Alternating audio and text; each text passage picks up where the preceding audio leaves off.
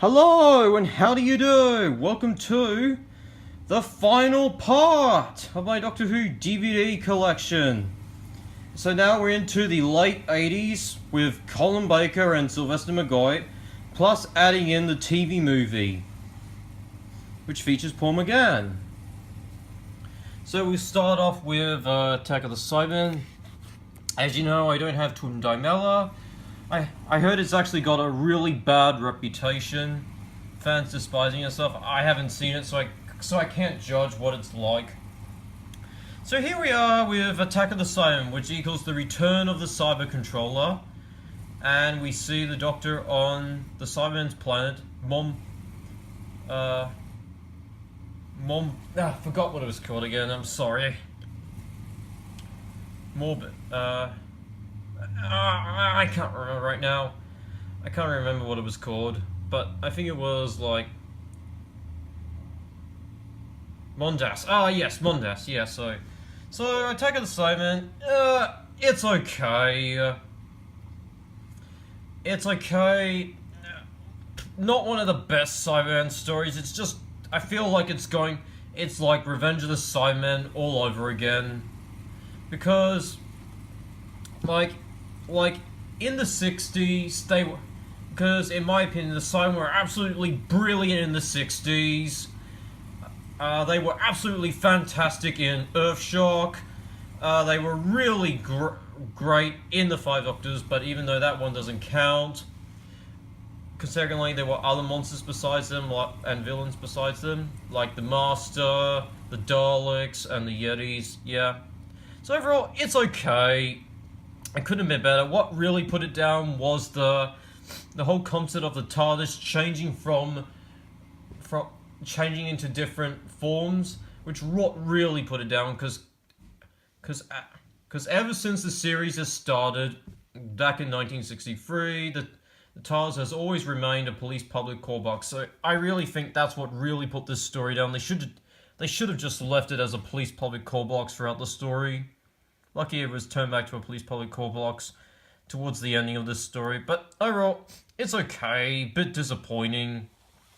The Mark of the Rani, which equals the return of the Master, and we're introduced to a time lady like Romana, but this time known as the Rani. What do I think of the story? Like Attack of the Cybermen, it's very weak, but just an average story. I think there was no need to have the Master in the story. I think it could have been better without him. But I really loved the Rani's TARDIS, as I thought it was a really retro design. It had a really retro theme design to it. The Rani's console room, that's what I meant to say. Overall, this is another an okay story, but rather weak. The Two Doctors, which is sadly the second Doctor and Jamie's last appearance in the show, and the Sultanan's last appearance in the original series, before they returned in Series 4 of the new series. What do I think of this story? This one's rather okay, but probably another really weak story. Even though I think Patrick Troughton is really losing his acting ability in this story. Like in the Three Doctors, he was absolutely brilliant. He was good in the Five Doctors, but I think his acting ability he's losing his acting ability in the story. And sadly, this marks Patrick Troughton's last appearance in the show's history as of to date. So yeah, it's an okay story. I can understand. The Sultans are really weak in this one. Like, they were fantastic in the Time Warrior. They were great in the Sultan Experiment. They were average in the Invasion of Time, but they're really weak and forgettable in this story. So yeah, Time Lash. Shit molded into a disc. Absolutely hate this story. Seeing a few bits of it, and I just took it out. It's a really waste of time. Revelation of the Daleks. What do I think of the story? It's a great story. It's a really great, fantastic story.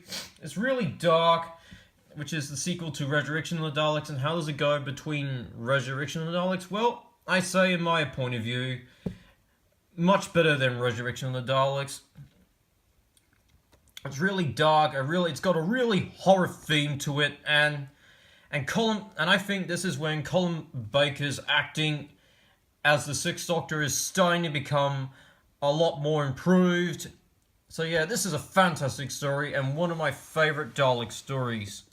And probably my favourite Colin Baker story. Trial of the Time Lord, parts 1 to 4, The Mysterious Planet. Yeah, this one's another great story. I like the giant robot in it. It sort of gives you like the robot feeling to it. Yeah, not a great story. Trial of the Time Lords Part 5 to 8, Mind Warp.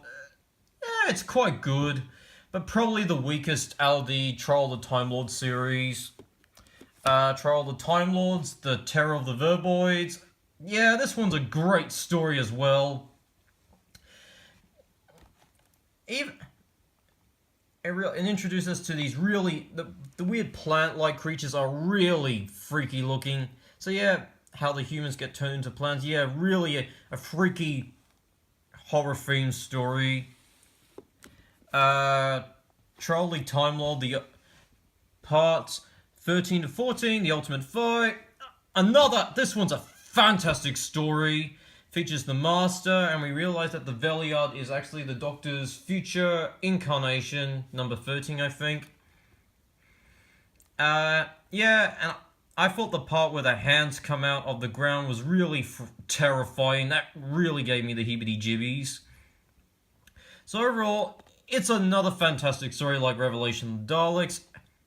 And sadly, this is actually Colin Baker's final ever story in the show, considering that the BBC fired him in 1987. So now we head into Time of the Rani. Now, a lot of you fans are going to shoot me for this, but I actually really enjoyed this story. I mean, it's a great story.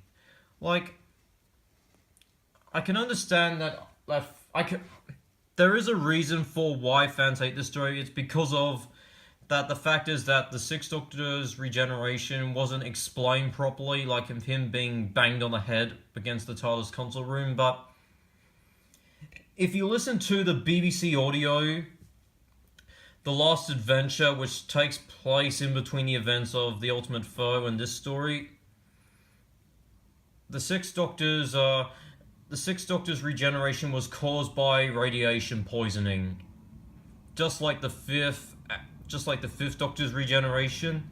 So yeah, overall, this one's a great story and probably another underrated classic, and probably one of my guilty pleasures. So overall, thank God The Last Adventure fixed this problem. Delta and the Bannerman. Another really crappy, shitty story. Overall, I don't get this story's really pointless. The characters in it are really pointless, and this is probably McGoy's worst story. Like, he really... I'm gonna go for it. Remembrance of the Daleks, my favourite Sylvester McGoy story, and probably my favourite classic series Dalek story and classic series story of all time, or favourite story of all time. This one's a pretty of an action-packed episode. This time they use less of Davros and focus more on the battle between the Daleks, the Renegade Daleks and the Imperial Daleks, or aka Necros Daleks. So overall, this one's a fantastic story. It's definitely up there. And Sylvester McGoy is really at his finest in this story. Sorry